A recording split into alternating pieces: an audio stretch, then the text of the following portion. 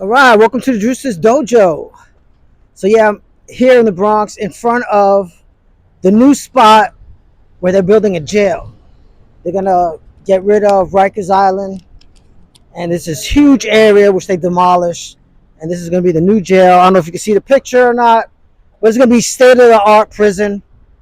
So will things change? I mean, Rikers Island is notorious for the violence that occurs there between the inmates, between the correctional officers and the inmates, and the poor living conditions. Are things going to change? Probably not.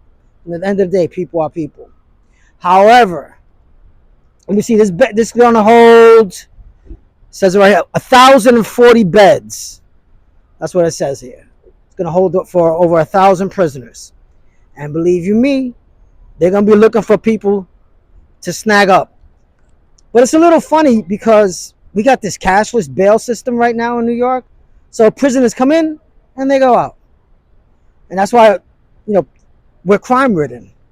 That's why what occurred in North Carolina yesterday, where that woman that was a refugee from the Ukraine was just brutally killed. That guy was been in and out of jail about 14 times. And this is happening all over. So is this a money grab? I don't know. But I could tell you this. They will snag you from the street. At least to get the record. So this is the message for today. Especially to parents. Don't let your kids become a victim. All right? You don't want them to get caught up in the system at all. Because they're going to be looking to put people in here. Believe that. And even if it's just for a day or two or a week, now your record is tarnished. And now that limits you in what type of jobs you can get. Because almost everything is a felony nowadays. And for a young person to get that, it's a crying shame. And believe, I work at a school. We got felons in my school. So, parents, or if you're a young person, I really don't know who my audience is. I don't have a big audience. I know some of them are kids in my school and maybe some friends. But aside from that, like I said, maybe we got what, 30, 39 followers, 40 followers. The most I get is 165 views. So I don't know who my listeners are. But if you're a young person to a parent, don't be a victim. Okay? So for parents, one thing you can do, definitely, and it depends where you live. I mean, I don't live in the city anymore. I haven't lived in the city for years. Live up in the suburbs where things are entirely different. Pay more in taxes, significantly more in taxes, but well worth it. Okay, there were things I didn't have to worry about with my kid growing up there. But don't get it twisted. There are things that are concerning up there as well. It's not all sunshine and rainbows.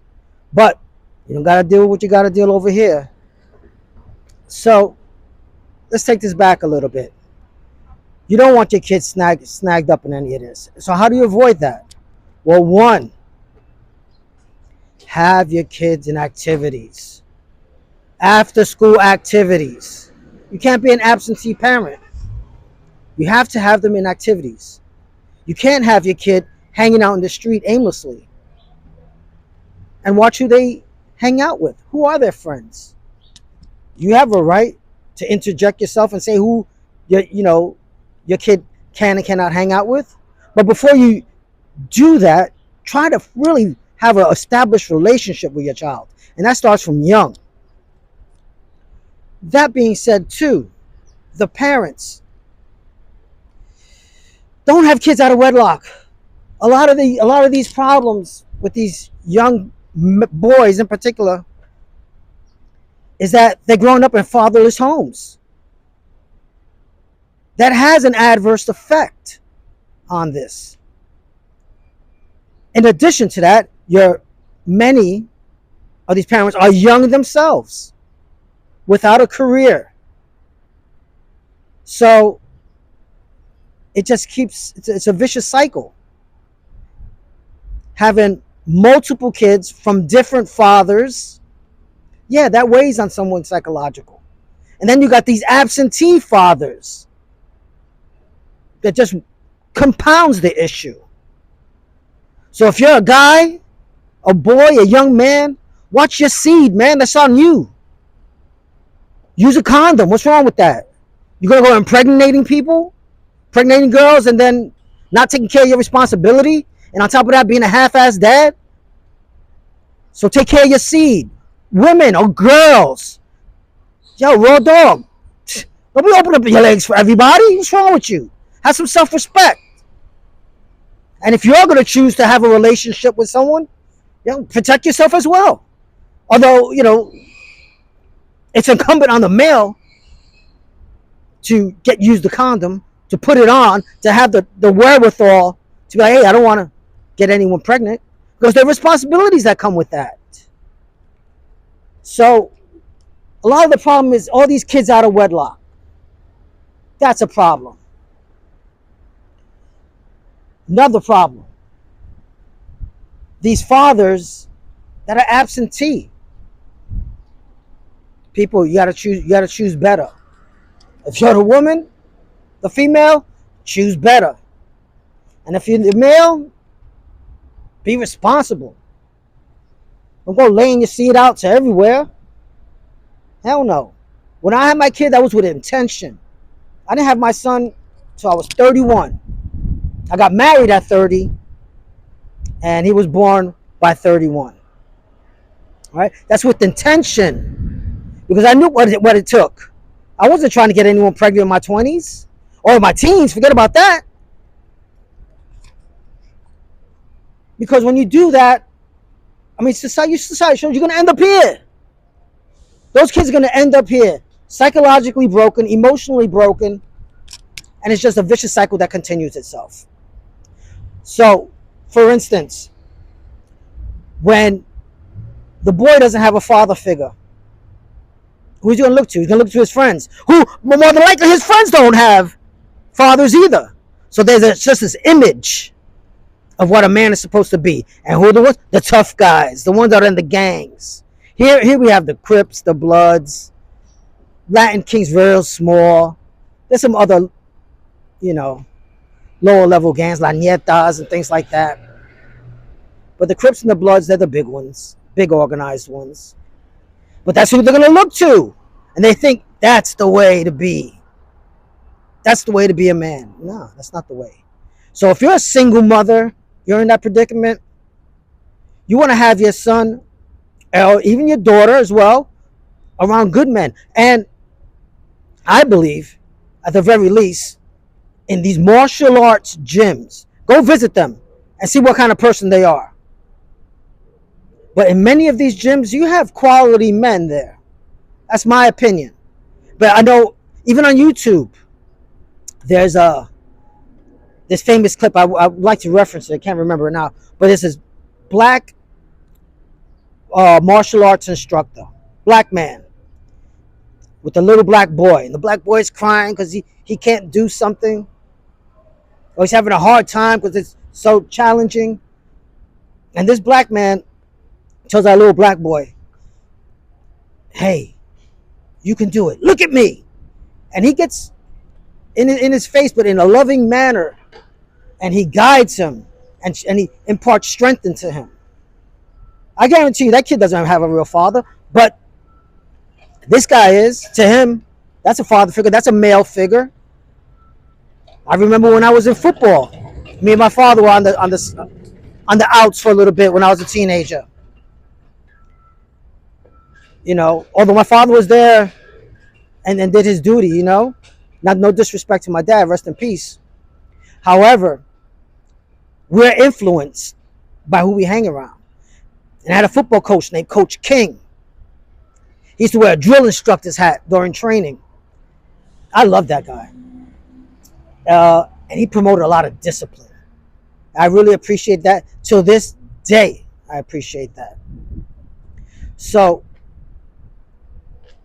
don't let your kid become a statistic. They need to be in an activity after school. I would have them in martial arts. In particular. Keep them off the street.